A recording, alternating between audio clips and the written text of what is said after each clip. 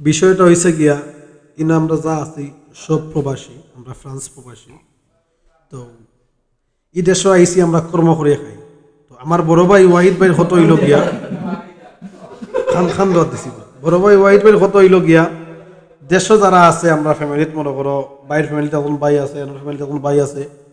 হিকে চিন্তা করে যে আমার ভাই ফ্রান্স থাকে, ফ্যামিলিত আবদার করে আমারে R15 লইয়া দাও, আমার একটা শার্ট লইয়া দাও, প্যান্ট লইয়া দাও। এর দাম হইব গে 2,000-2,500 টাকা। হঠাৎ আমি সেট সারে কিন্তু বইনে চাইব দামি ড্রেস, পাকিস্তানি ড্রেস। তো এগুলা দেওয়ার সামর্থ্য অবশ্যই এখন প্রবাসীর থাকে। এটা চিন্তা করতেইব এখন প্রবাসী রক্ত ফানি করে টেকাগুলা ইনকাম করে বিদেশ। আর তুমি যে তোমার রূপচর্যা লাগি যে টেকাগুলা কুয়াইরা ফ্রেন্টের তোলে, বাইকের তোলে, তেলের তোলে, একটাবার চিন্তা করে দেখিও যে এখন প্রবাসী কিরকম থাকে। যেবেলা ফোন দিবা দেখবা এক খামো আছে, যেবেলা ফোন দিবা দেখবা গরুর আন্দাজ আছে, যেবেলা ফোন দিবা দেখবা গুমো আছে, কারণ তার একটা রেস্টর দরকার আছে। সারা জীবন প্রবাস করতে করতে শেষ মুহূর্তে দেশ গিয়ালে আবার 40-45 বছর চিন্তা করে আবার যদি আমি যাইতাম পারি বিদেশ।